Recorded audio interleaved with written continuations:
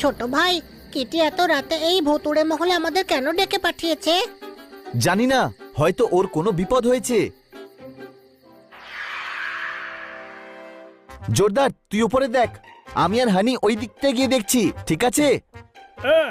আর আমি কোথায়? আরে আরে সবাই কোথায় গেল?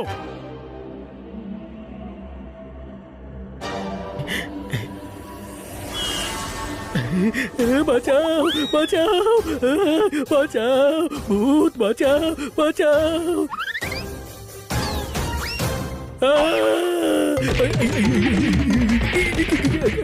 ওই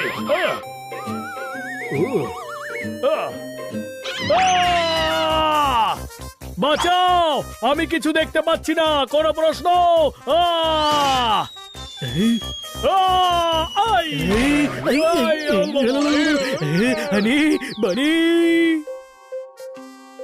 হ্যাঁ, ছোট ভাই, এই মহলটা কবে থেকে ভুতুড়ে হলো? জানি না। পালিয়ে চল। আরে ভয় পাচ্ছিস কেন?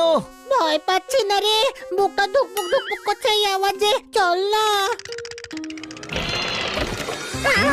কিটি আমাদেরকে এখানে ডেকেছে কেন? ছোট ভাই, এমনিতে তো আমি গাধা, কিন্তু এখন গাধার মতো তুই কথা বলছিস। ও ভয় দেখাবার জন্যই ডেকেছে, আর কি হবে? ছোট ভাই পালা।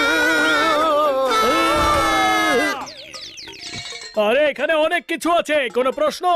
কিটি আমাদের সঙ্গে এটা ভালো করলো না। কিটি কেউ দেখতে পাচ্ছি না, ওর কোথাও কোনো বিপদ হয়নি তো? ও এখানে আসেইনি, আর এখানে যে আছে সে খুবই ভয়ঙ্কর, কোনো প্রশ্ন?